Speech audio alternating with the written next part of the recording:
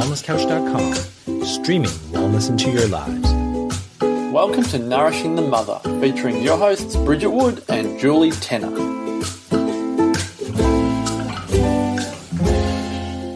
Hello and welcome to Nourishing the Mother. I'm Julie Tenner. And I'm Bridget Wood. And today's podcast is sponsored by Mama Maya. So they are a beautiful company who create these most divine, luxurious baby muslin wraps. And so they're made out of 100% organic cotton, and they're just magical. And what I love most, I suppose, about this business is that they donate a portion of profits from every blanket sold to safe birthing kits in the third world. So they actually, so special. Oh, it's amazing because we know that the maternal death rate in those third world countries is astronomical, and it's from such preventative reasons, right? And so there's a really great business or great organisation in Australia who provide these kits to the third world, and so Mama Maya has a partnership with them to donate a portion of profits to support those women. So I just thought, that's gorgeous, isn't it? Because we are so far removed from it, and so in the nourishing the baby and the mother through these gorgeous products here in our safe Western world, we're also nourishing those mothers there. How gorgeous! Yeah, so I just really love it. So check them out. It's mamamaya.com.au, and we also have this week on the Facebook page a giveaway of one of their wraps. Yeah. So please jump on there and tell us, because it's really the theme of this podcast, what you think is the best way to support new mothers in the early days and early weeks after birth. And isn't it interesting reading through that feed how many similar comments there are, how much overlap there is? Yeah. And yet they're very often the things we don't do. Exactly. I was thinking that the advice we give to others is really advice for ourselves. Yeah. And I wonder, of all those women who have given their tips, how much of them have really given that to themselves in that? Or they recognise that's what's needed because they didn't have it. Yeah. So that leads beautifully into this week's topic, which is the fourth trimester. So it's a concept that I'm not sure quite who coined it, and it's a twofold kind of way that we want to examine it, which is the biological aspect in terms of the infant not being as fully developed when they're born as other mammals, so they're far more dependent on the caregivers for life. They're very vulnerable, so that's why they kind of still almost need that womb-like environment. And then the other one is, how do you as a mother in those incredibly all-consuming days and months, how do you give to yourself? What's the best tips that we have to help the mother feel supported and loved and nurtured so that she can create that space for the baby? So we really want to talk about this week, and it's also interesting to look at this from the perspective of traditional cultures who really do have a reverence for this time in life, the time in life for the baby and for the mother, who often, the mother is waited on, basically, or her only focus is the baby and meeting the baby's needs, and can, as a result, like in cultures like Bali, they just don't even have colic. Like, it's not even known as a condition because the baby's, their needs are met. They're not needing to have these symptoms that cry out for connection, attention, slowing down of the pace, presence, all those things that Western mothers can really struggle with. So, what's your view? Because I think, and typically, Julie's work as a doula, you would have seen that transition so many times in women, and perhaps what works and what doesn't in terms of how much presence, because so many of us think about the birth but don't think about what life's going to be like beyond that. Because particularly with your first baby, you can't even picture what that's going to be like. How do you even know who you are after that? Yeah, totally. So how can you prepare? But there are things you can do to prepare, and that's what we want to talk about. Yeah, there are, definitely.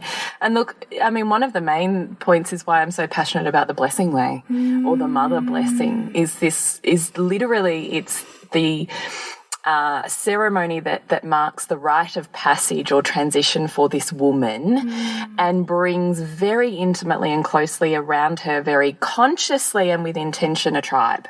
Yes. And by calling that tribe in, you set up the fourth trimester.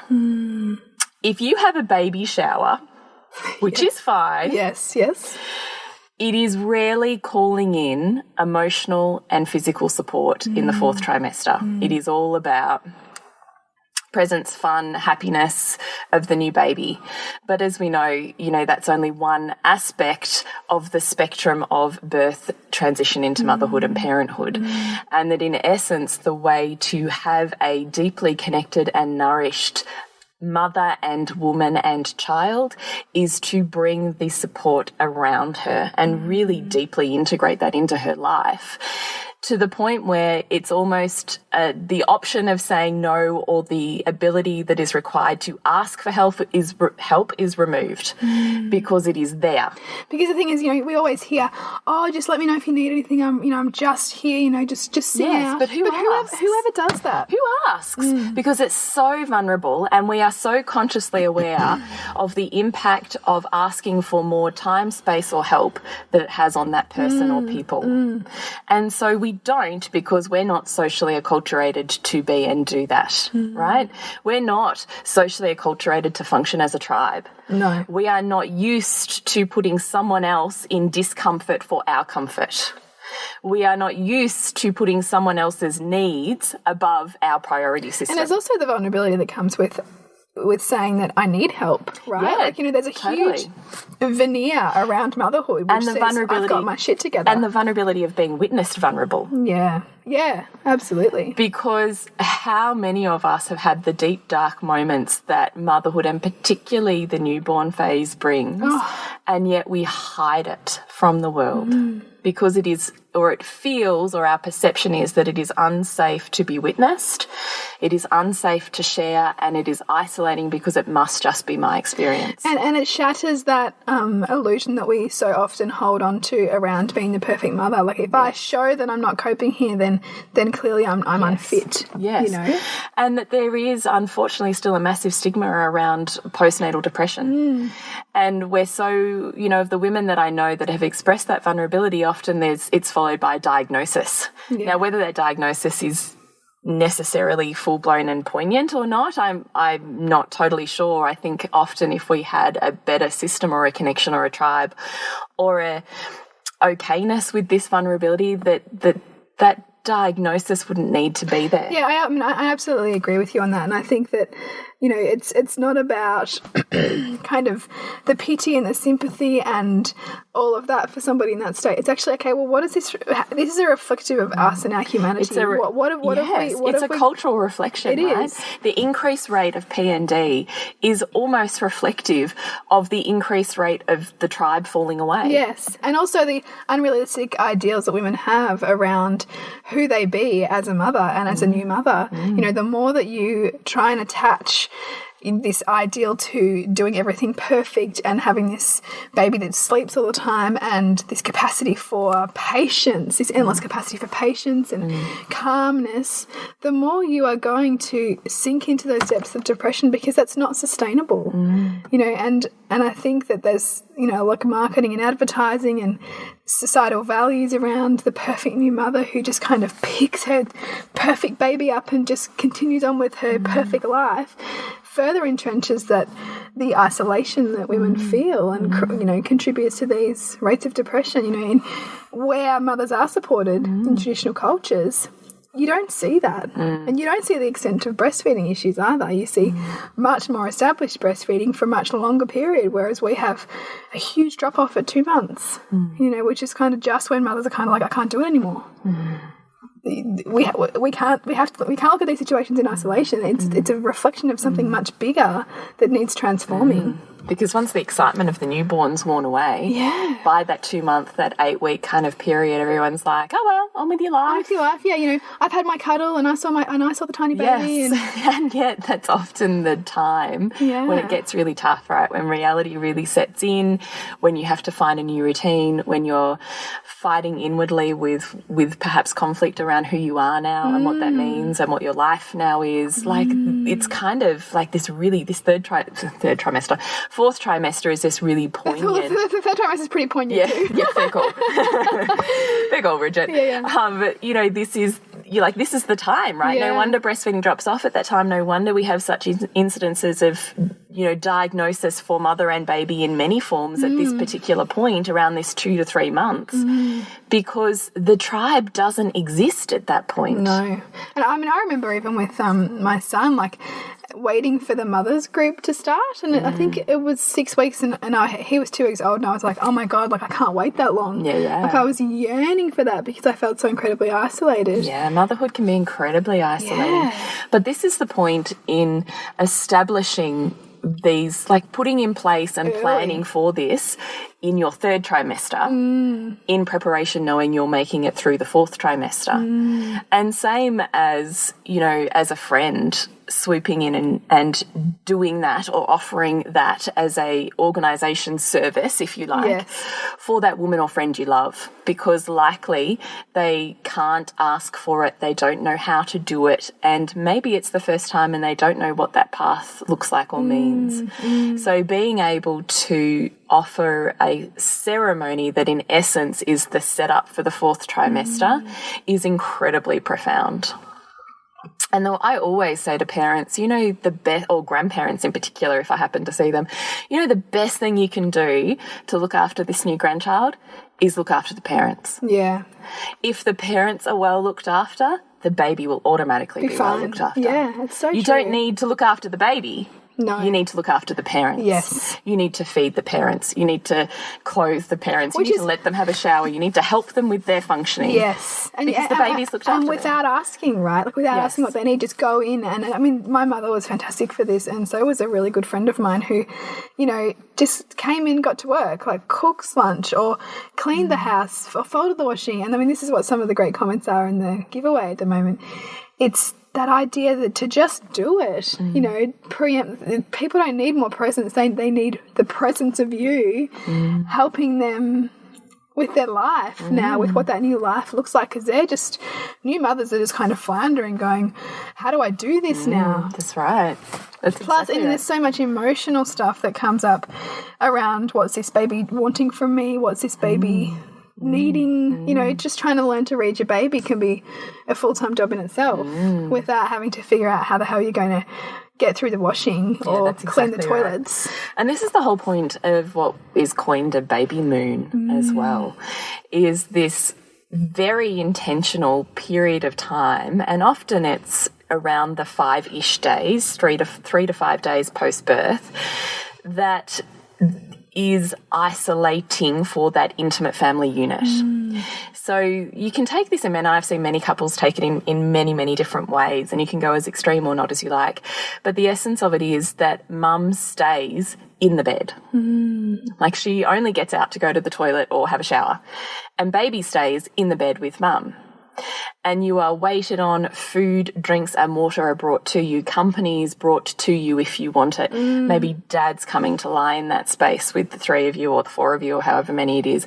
But it's this concept of mum's feet, and this is historically where this culture, particularly in the ancient Chinese culture, you'll find it, mum's feet don't touch the ground. It's almost like this spiritual taboo. That there's something so sacred about this mother.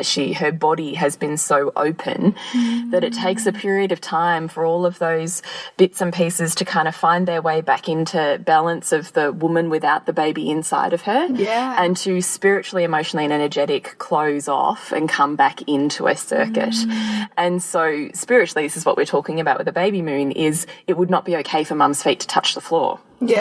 But it's taking that and forming it into a Western culture that's mum and baby need to be in the bed. They need to be hanging out. They need to be nourished, nurtured and waited on to form a relationship, to find out about each other, to connect in ways that you can only do when you're still and present and continuously in contact. And to do the healing that needs to be done. So exactly, this isn't necessarily, the mother might not even feel like she wants to be in this place, because particularly, as women, if we've got lots going on and we feel full by doing things and achieving things, in fact, that could be an uncomfortable period of introspection, but it's so necessary for the healing, for the recognition of the, you know, what you've been through, that transition.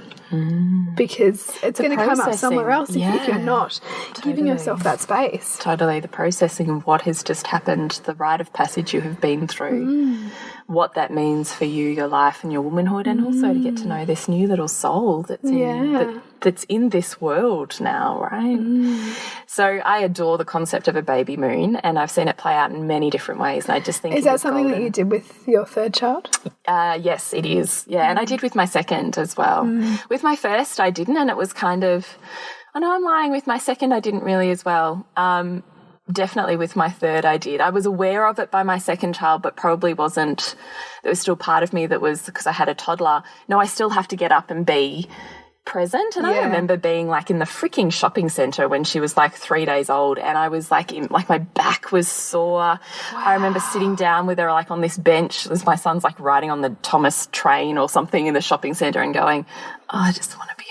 You know, and now I look and I think, why did you feel like you had to be there? Why, you know, out in this, you know, noise, light, loads of people kind of space, and yet I see so many mums of newborn babies in those spaces.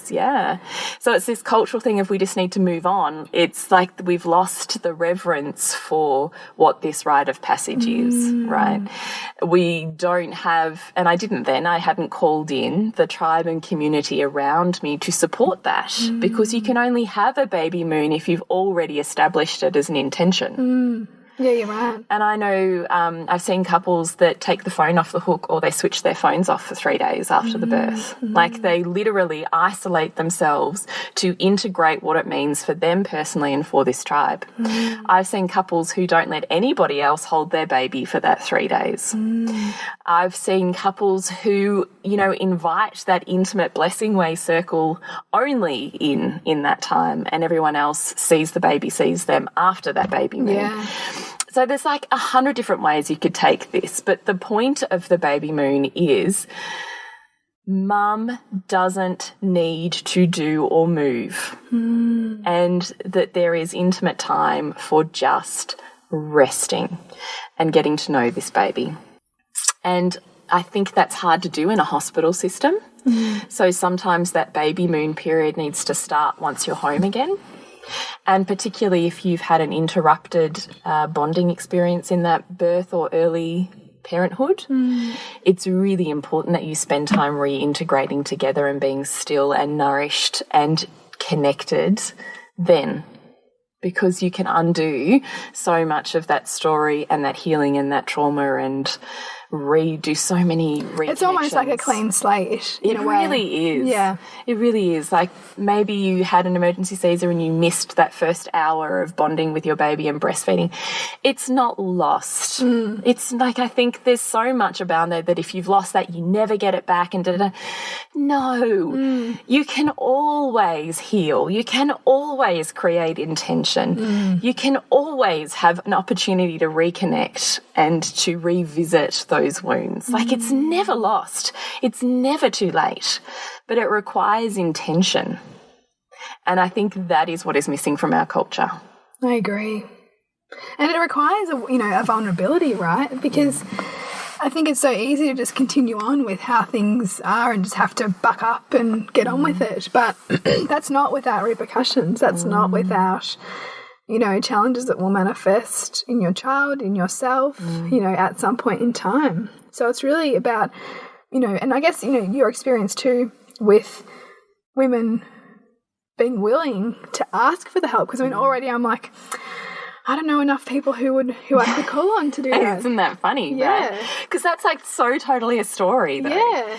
Because when you start to think about the women that are around you, every single one of them would like jump at the chance, because it is, you think about the art of giving, right? Sometimes it can feel so uncomfortable for us in the receiving, but how good does it feel as the giver to witness someone receiving what you're gifting them? And that can be a cuddle, that can be a kind word, that can be a gift. Like, you know, in that moment of giving in whatever form it is, the giver is getting as much, if not more, as the givee. Yeah, that's true. As the receiver. And so saying, no, I don't want that, can be just as hurtful and rejecting to that person. To the giver.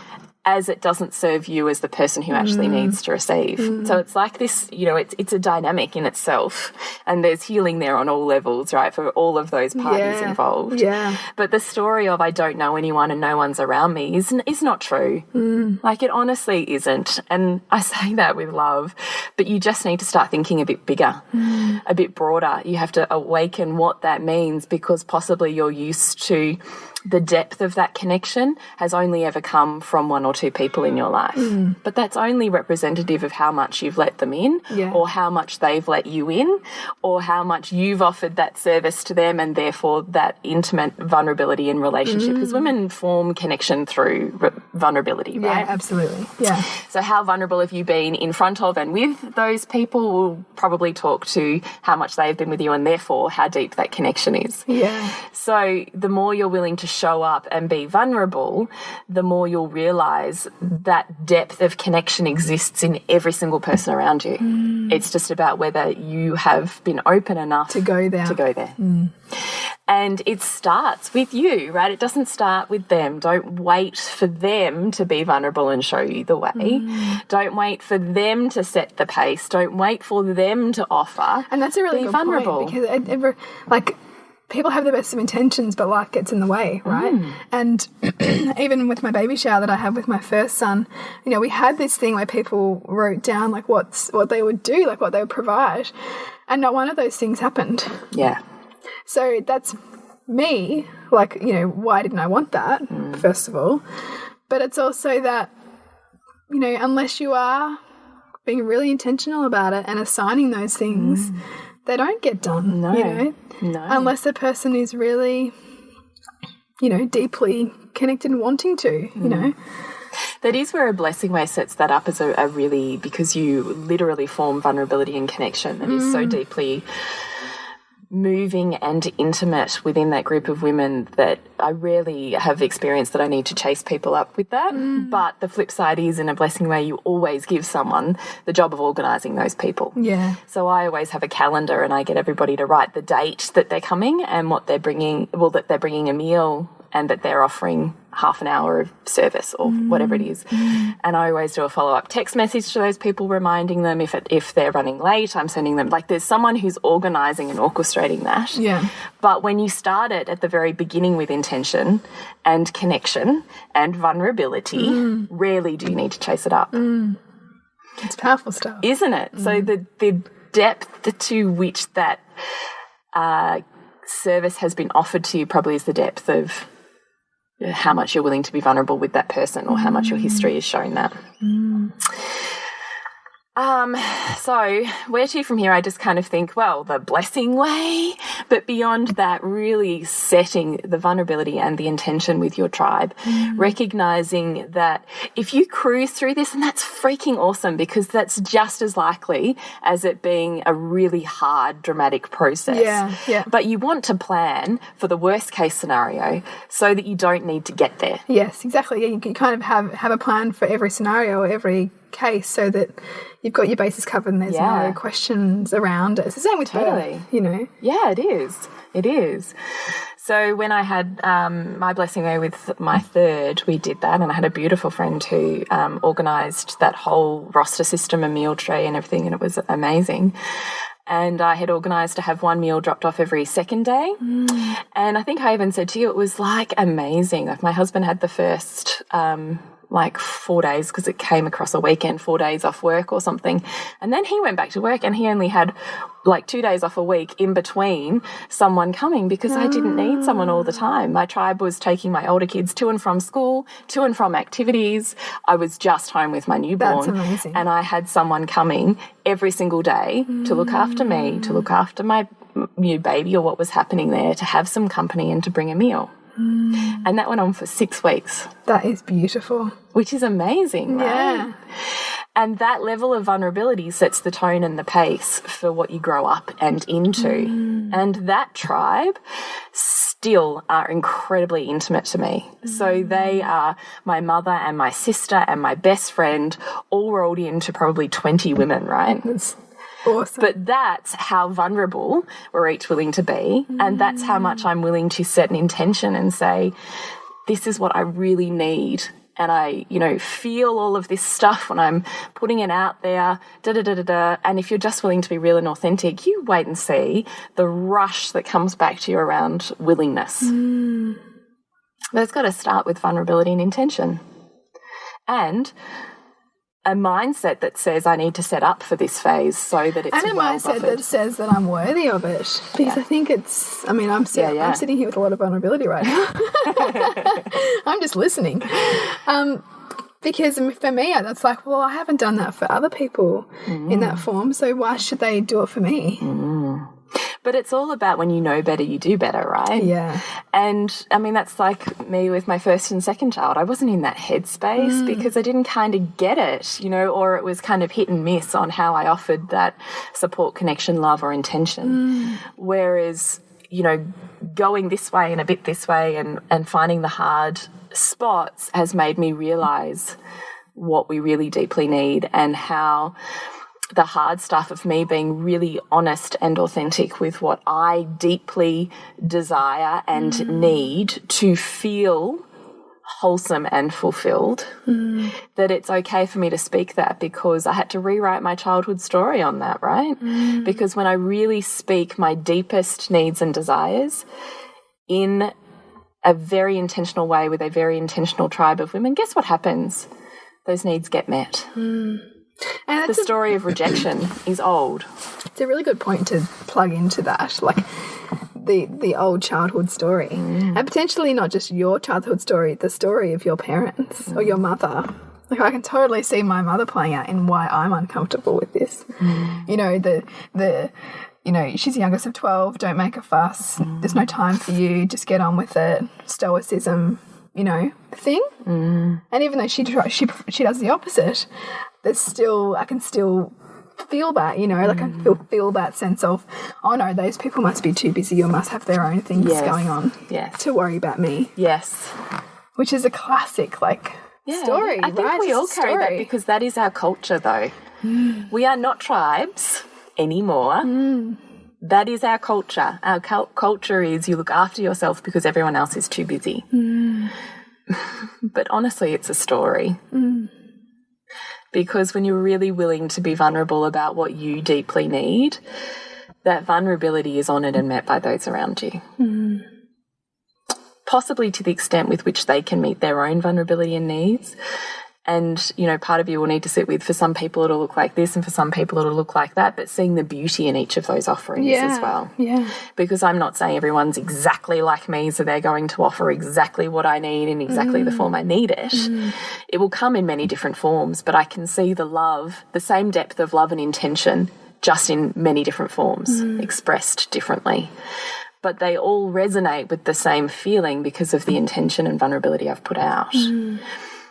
So I think this takes practice, and I think having something that centres this and anchors this for a pregnant woman is, literally life-changing. Because imagine how different a newborn period of time is, the fourth trimester, if you have that already set up. And it's really about that sense of being deeply held, like your space being held by others, because that's all, we're really seeking, is that sense of connection and support and nourishment, whatever form of that nourishment looks like. Yeah. And knowing that if someone comes to your house and you haven't had a bath in 3 days and, you just burst into tears the moment they walk in the door, that it's okay for that to be witnessed. Yeah. Because I guarantee they've been there. Not a woman you meet will walk to that door and open the door to you in a puddle of tears and mess and, all the shades of ugliness that you think you're carrying and not resonate deeply with that. Yes. Yeah. Because we have all been there. And being able to witness it in another person and offer what we didn't give ourselves is just as healing. So healing, isn't it? Just as healing. And that's often what I think we feel so called to go in and provide for others in, and you and I have talked about this in terms of women who have miscarried. And because of our own experience, we get so plugged in by that there's such a deep yearning from somewhere to nourish that, to nourish that woman. Well, it's filling the void, isn't Yeah, it? yeah. It's recognizing the pain in another that you yourself have experienced and wanting to provide it for yourself via them. providing it for them. Yeah. They kind of acted this beautiful kind of dramatic. It's like it's the perfect intertwined, isn't it? Because it's this beautiful kind of role play of you being able to heal and nourish you, but at the same time change and pave the way for this woman, right? Who you hold, and I guarantee these moments of vulnerability form lifetime connections. Like, you know, when you have really think about the depth of vulnerability that you have shared with particular women, I bet those connections are still super deep. You know, this is the juice of motherhood and parenthood and forming relationships during these really, you know, profound times of change that create lifelong friends. Like, how many friends do you know say, oh, you meet your lifelong friends when your kids are in primary school? You know why, or in kindergarten? You know why? Because you're going through some fucking hard shit in that time. Yeah. And so is everybody else. And if you can be vulnerable for just that moment in time to allow them in, fuck, I tell you, those women save your soul 1,000 times over. And each one of those connections builds more and more and more depth. Until you literally have a sisterhood, right? Here's the freaking tribe. It is around you. And the tribe only comes about through you being willing to show up and be witnessed. That's exactly right. That's exactly right. But the more you do it, the more comfortable you become with it. And that's the inner child work, right? Is how much were your needs met or not met as a child? How much was being vulnerable and emotional shamed or shut down or held? So here's the double work, right? Here's the work on the adult and the work on the inner child to change the course of your future and to change what your child steps up into. Because the pattern you set for yourself is the pattern they will have. So if you can't even get to the point of doing it for yourself, you have to do it for them. Because what you do for yourself now is literally doing it for them. Yeah, and that might even be the reframe that you need. Like if for you it feels too vulnerable or indulgent or kind of, I don't know, uncomfortable to do it for yourself, then most mothers will do anything for their child. You know, pave that way for them. That's exactly right. So consider the baby moon and the Blessingway, I think. Some other tips that are, I guess, more practical tips that we can take in that phase, I suppose, is being aware of where you're getting your information from, on whose advice you're taking on board, particularly for first-time mothers, because there is a plethora of information out there of the shoulds of how things should be done and the rules, right? And all you really need to read is your baby and honour the biological transition that is from womb to world. And I think so often, as much as possible, mimicking that womb-like environment in those early days. So it's things like baby wearing if you're comfortable with it. It's things like co-sleeping if you're comfortable with it.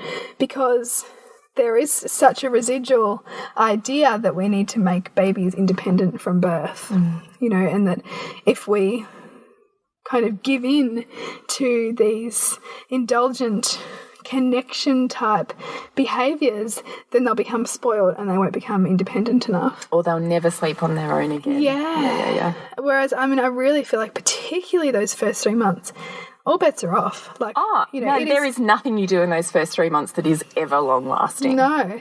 And so it's just really about rolling with it and resisting the books that might tell you that you need to get your baby into a routine, you know, or try to feed on schedule or all of these kinds of things, which is for so many women set them up to fail. I mean, they do work for some women, but a lot of cases babies don't want to fit some kind of arbitrary routine that somebody wrote down in a book.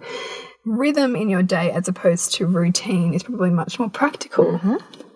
What else have I got? Yeah, and don't get sucked into the perfect mother ideal. You know, the perfect mother does this, this, and this, and if I don't measure up, then I'm not good enough. You know, who are you comparing yourself to? Yeah, I think unfortunately women hold that a lot, particularly with sleep. If my baby's sleeping well, I'm a good mother. Yes. And if my baby's sleeping poorly, I'm a bad mother. Yeah, or I have a good baby if my baby sleeps, and my baby's bad if it doesn't sleep. You know, this whole... And, you know, I do honour the whole sleep thing, because I do see why the lack of sleep can be so incredibly taxing. You know, it's... Except I do really want to reframe that, because as I said to you, you're going, how the hell am I going to do this stretch of energy and up all night when I have, you know, I'm already feeling like this now or whatever. And what I would say to you, if you're thinking about that, is you as a newborn mother with the hormones that are pumping through your body is not you now. You are biologically designed to function well in higher stress and less sleep. It's funny because it's so easy how you forget that. And as I was saying to Jules when we were talking about this, was that, oh yeah, duh, like I forgot those hormones. They were like I was on some kind of like super pills. Yeah, right. You know? So that's what I was saying too, and particularly when I then had my placenta encapsulated with my third and I was taking my placenta, I was like off the Richter chart. I felt so freaking amazing. Yeah, which I'm so doing now. I've just like organised. Oh, have you? That's so exciting. That's a podcast. Oh, well, we could probably talk about that now in the fourth trimester. But anyway, we'll come back to it. This whole thing of, you know, now I think I was saying to you, man, if one of my kids wakes up once during the night, now I'm like, oh my God. I feel like my eyes are hanging out of my head the next day. Yeah. And yet I laugh because I think back to when, you know, even my third was young and I was up, you know, who knows, 2 to 6, maybe 7 times a night. And yet I felt freaking amazing. Wasn't it? Like something magical. You are just not you as you know yourself now. Yeah. And there is so much more that you are capable of doing when you also change what you have to do in a day. Yes. So you are now, when you're looking at that phase as well, you can't just be you as you are now, static, but add in this extra part. No. That's not how it works. It's about surrender into what this new rhythm is for a season in time. This is not locked in. This is not forever. This is just for this season. And therefore, how do I as a mother and as a woman get through this in the best possible way? And this is when I look at so many women who go, oh, you know, this was so hard. And so I gave in and I brought them into my bed. Or this whole concept around you've done the wrong thing by doing something that works for you. Yeah. It's like fucking bullshit. Yes. Because if it's working and it's easy and it feels good and everybody's getting more sleep, rest and nourishment, it is what you are supposed to be doing. Yes. And that's so true, right? Because my life changed when I did that. Like, you know, I was getting 8 hours sleep a night as soon as I brought my baby into my bed. But there was so much, like letting go of like the rules around that. And what that means, I think often if you haven't got older kids, you project forwards and you go, God, if I start this now, is this how it has to be forever? And it's total rubbish. Like, you know, I mean, each one of my kids has been completely different and slept differently, and I think it's who you get, not what you do. Yeah. And it's about learning who this new soul is and what they need and what you need, because the best way to get through it is to make sure that mum is well and healthy and nourished. And whatever you need to do that is what creates an awesome parenthood journey, right? So let go of everything else. It's what you most need, because you are the center of this universe. You are the one that sets the energy and the tone for how this family functions. So look after you and set the tone for what you need and do whatever you need to do to feel that. And that will look very different for every single woman. But it is not about breaking rules or making rules or sticking by something. It's about knowing they change every single day. They change every single week. The rate at which a baby changes in the first year of life is like a growth periods that you will never, ever, ever, ever, ever see again. And so because of that, they're constantly evolving. You're constantly evolving. There's constantly new rhythms. There's constantly new awareness. That, you know, like it has to be a season of rolling with it. It's constant transforming and shedding, isn't it, really? It totally is. And, you know, I would even say to you, my second child, I did all the wrong things in inverted commas. I intentionally co-slept with her like every single nap. If she wasn't in bed with me, I was wearing her in a sling on my back or on my chest. she never ever slept on her own in the pram or in the cot. Like, she was only ever in bed with me or in the sling with me. Now, that was where I was at with attachment parenting then. My point of all of this is I did every single thing wrong. I picked her up every single time. I breastfed her every single time there was a whimper of anything. Like, she was like attached to no end. But can I tell you, by 13 or 14 months, she was 100% sleeping in her own bed, in her own room, and we have never ever had tears or tantrums, stress or fear about going to bed. I would say that my experience is exactly the same in that, you know, and which totally flips on the head that idea that you're going to create bad habits. Yeah. Because bedtime now and bedtime from about 15 months was easy. Despite that incredibly close attachment. Yep. You know. And really interesting. Yeah. So my point is just there's no rules. Like, it's just about how do you get through this season the most well-nourished that you can be, and you do whatever it takes for you to be that. Because if you are that, everything else falls in around you. It's you know, you've got to captain the ship, and how you're feeling is the very centre of all of that. So, and it's going to depend on who you have, right? I mean, that was my second baby. By the time I was on my third baby, I was into more aware parenting, and I tried so bad to co-sleep with her because I desperately loved it. And I think I might have even said this in another podcast. She just did not settle sleeping in bed with me. Like, I was devastated. Like, I think I went through about 3 nights of complete sleeplessness. And by the time my midwife had come back, I was like crying. She just won't sleep. And she's going to me, do you think maybe she might want to be in a cot? And I was like, no, what are you talking about? Don't say that word. I know, right? Yeah. But guess what? I went, okay, I'll just see what happens. And she was in the room next to my bed. Put her in the cot. She slept all night. That's amazing. But isn't that interesting, right? Because I had come from one extreme to the other. Yeah. Which probably speaks to where I was at with it. Yeah. But also, it's about letting go of any ideals that you have and going with the flow of surrender about what this child wants and needs. And that's, I mean, we talk about this, your child teaching you exactly what you need to learn. I mean, it starts from conception. It starts from birth. Teach what you need to learn. Tell you what, I was on the anti-cot campaign for so many years. Yeah. And yet, look who I had. the child who wanted to be in the cot. Yeah. Like, isn't it profound, hey? Because, man, didn't I have to own that shit. Yeah. Like, some pretty big stuff I'd built up. I bet. Oh, man, she, showed me the way, you know. Like, I still wore her in the sling every now and then for, sleeps. If she was unsettled or cranky, I would just throw her on my back in the sling and I'd, do housework or, when I had kids, I had to get to and from school. So she was very adaptable like that. But when she was ready to sleep, she just needed her own space, which is fascinating. Because particularly in the attachment theory, you're so cultured that they need to be close to you. Yeah. And that if they're not, then they're not getting the needs met. Yeah, right. So I had to own a heck of a lot of stuff in that. Yeah. And, really had to see that, these ideals that I built up, that no baby sleeps, that's just a pile of rubbish, and those mothers are either control crying or they're just lying. Yeah. And I had to which is a story to protect yourself. Right. Yeah, exactly. And I so totally had to unpolarize and equilibrate all of those stories and perceptions I had built up over so many years because of the wounding that was under there, because of my need that it was okay, that I was okay. It's such a big story, right? It's massive. So thank God for each of my kids who has bent me in so many ways. Because, man, I tell you, I love the spectrum of mothers and women there, and I see the perfection played out all the time. It just removes judgment, doesn't it? Because you just can't. You just can't, because your experience is not their experience. And we can't, know what another's experience is, because we can all have the same experience, but perceive it completely differently. There is no right or wrong. Can you touch on the placenta encapsulation thing for people who might be interested in terms of why that gave you such? Yeah, definitely.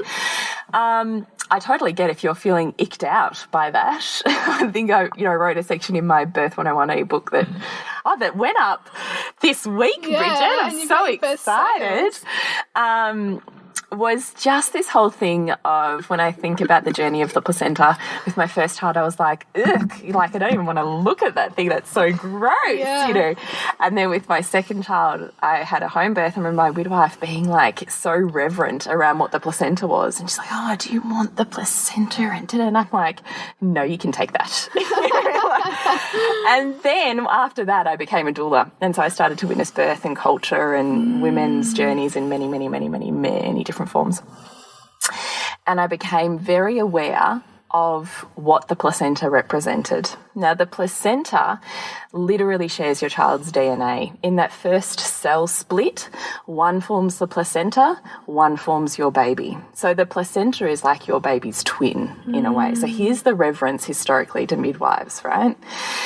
Is that the placenta is what has nourished and nurtured and, in essence, created and sustained your baby in your womb for 9 months. Your baby is alive and here because of your placenta. Like, it's profound. As an organ that is formed in your body, with your body, that shares the exact same genetic material as your baby. For the purposes of simply nourishing your baby. Like, how amazing that we can make an organ. I know, exactly, like, right? That just blows my mind. It's amazing. So then I was like, oh my God, the placenta. And then it's this whole concept around we are the only mammals that don't eat our placenta after birth. Now, you can get really super lost and caught up in the hippie yaya around eating your placenta and the placenta stew and the placenta smoothie and the da-da-da-da-da. And I've seen it all, let me tell you. But what I think isn't often talked about is that the placenta carries with it literally a perfectly designed cocktail for you and your body to nourish, sustain and support you through the 4th trimester. Like, specific. You could not manufacture a pill as specific hormonally, chemically, vitamin and mineral wise. Like, you couldn't do it. Specifically tailored to you and what you need to support you and your body through the next 2 to 3 months. Like, you literally couldn't make it. And yet here it is, and we throw it out. It just seems just wrong, you know, really, when you look at the richness of it. Yeah. So spiritually, I've seen a lot of couples plant the placenta under a tree that's the baby's tree as a way of saying, you know, thank you to the placenta. And, you know, this is then always the baby's tree, and you come back to it and you visit it. Sometimes you can write a letter or something and plant it with it. Totally cool and down with that. I decided that I didn't want to experience this really resourceless feeling around that, you know, day 3-ish baby blues that everyone talks about, when your natural birth hormones drop off dramatically. It's because we're designed to be supported through that phase with the placenta and breastfeeding chemicals and hormones. But because we miss that and we don't have the tribe around us, we do this huge plummet and we're crying and it's all awful and painful and da-da-da-da-da, and we all know that story. So I had my placenta, what we call encapsulated. So the placenta is taken within the first 24 hours post-birth to a practitioner who washes it first and then dries it, so dehydrates it. I chose the raw method, which means it's dehydrated under 40 degrees, so it doesn't destroy any chemicals or enzymes within it. So if you're under 40 degrees, you're fine. Once you get over 40 degrees, you start to experience cell splitting and therefore degradation of chemicals and hormones within that. So I chose the raw method, so dehydration under 40 degrees until it's dehydrated. And then it's processed into a powder and put into capsules. And then I would take those capsules, no different to a vitamin. And so I would have capsules. I think I was having 2 to 3 at breakfast and lunch. And I wasn't allowed, in inverted commas, to have them after 3 p.m. because they were too stimulating. And my fucking God, they were. Like, I could not believe what I got out of these capsules. Like, it was freaking amazing. Like, I felt incredible. It's amazing. Like, incredible. And you can make apparently you can get, depending on the size of your placenta, 150 to 300 capsules. I had 2 enormous jars. I still have some left. Wow. Because I took them every day for about the first 3 months, and then I sort of took them once a day for the next 3-ish months. And then it was just kind of, if I was feeling a bit low, I'd take them as like a pick-me-up, because it's a specifically tailored capsule now just for me. It's just genius. Right? Like, it's freaking amazing. Yeah. And you can also then make a homeopathic mother tincture out of them for your baby, which is, because it shares exactly the same profile as your baby, that there's this theory homeopathically that vibration is the exact healing vibration specific to your child. So if they're ever going through a developmental problem, a physical problem, that being able to kick that vibration into their body through a tincture brings them back into homeostasis, like at the point of birth. Yeah. So it's like amazing. I cannot recommend it highly enough, because it literally transformed. I literally can't tell you. I felt freaking amazing.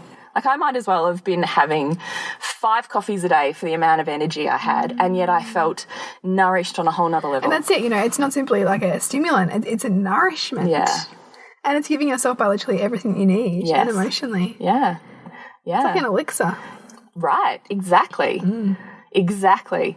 And now I get why every other mammal eats it. Yeah. And that's the thing, animals are incredibly smart. Like they it's like, you see an animal that's sick, it knows not to eat. Even a child that's sick knows not to eat. It's once our prefrontal cortex and our kind of clever mind gets in the way, we think that we can do better. Yeah. There's a wisdom there. Yeah, it was really interesting. So anyway, do look up placenta encapsulation if this even slightly tickles your interest, because it really, has the power to completely, again, when we're talking about setting up your 4th trimester, this really is part of that recipe in terms of creating deep nourishment for you, so that you carry through there feeling wholesome and fulfilled, rather than resourceless and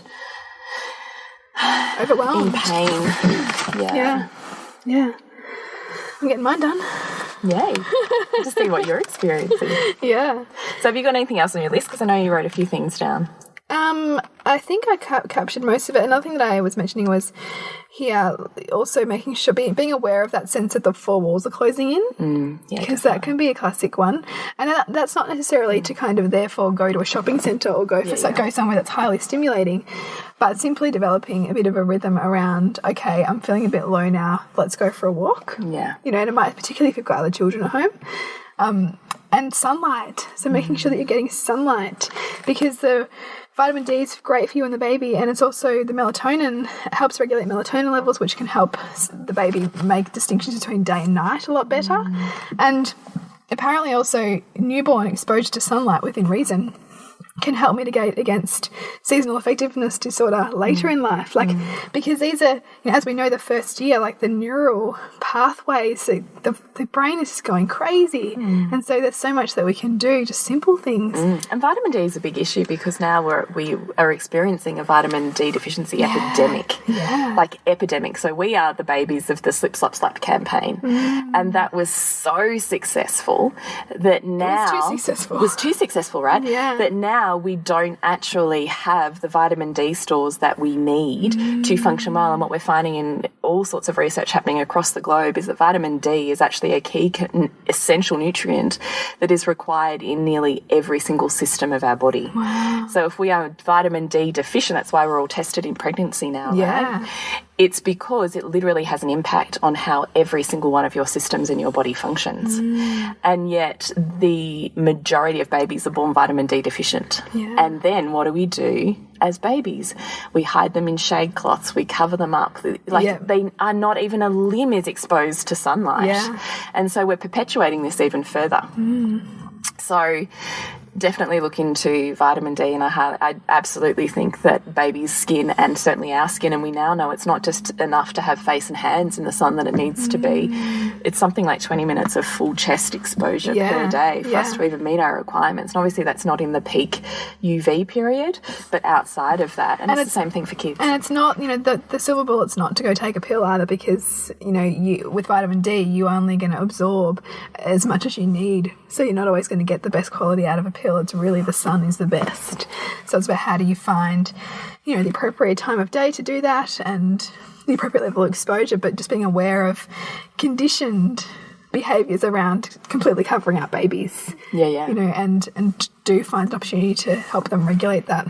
Yeah, definitely. No, I think we're probably going to wrap it up there. I think we've kind of covered a lot in this one, and it's big stuff, you know, and so we'd love to hear what parts push your buttons, because there's certainly some in there that have pushed mine. Yeah. And yeah, let's continue this conversation on our Facebook page, or perhaps if you want to shoot us an email, we'd love to hear from you. And bring back the reverence for the fourth trimester. Yeah. And start setting up for it. Yeah, what can you create? You know, how can you create intentions that are going to work for you? Definitely. And step into your vulnerability around some of those things that we talked about. And please do hop on the Facebook page and enter our draw for the giveaway of the Mama Maya wrap. And sounds exciting. Yeah, we'll see you next week when we continue to peel back. Hang on a sec. We've got to connect, Bridget. Oh, we got to connect. Okay. Please share our podcast on iTunes. Yes. If you get a chance and you jump in iTunes, please spend 5 seconds just rating us, because it actually helps keep the podcast up in iTunes so that it's searchable for other women and mothers. And it helps people around the world find us, because it's beautiful, some of the people we're connecting with now. It is and gorgeous. You know, those reviews is what helps us get out And there. if you have a friend who you know this would really speak deeply to, please share it with them. To connect with you, to connect with us is nourishingthemother.com.au and Nourishing the Mother on Facebook. And for you, Bridget? suburbansandcastles.com, and Jules? thepleasurenutritionist.com. And we will see you next week when we continue to peel back the layers on your mothering journey. This has been a production of TheWellnessCouch.com. Check us out on Facebook and join in the conversation on Facebook.com/The Wellness Couch. Subscribe to each show on iTunes and check us out on Twitter. The Wellness Couch, streaming wellness into your lives. Whilst the Wellness Couch presenter endeavor to provide accurate and helpful information to their listeners, these podcasts cannot take into account individual circumstances and are not intended to be a substitute for health and medical advice from a qualified health professional. You should always seek the advice of a qualified health professional before acting on any of the information provided by any of the Wellness Couch podcasts.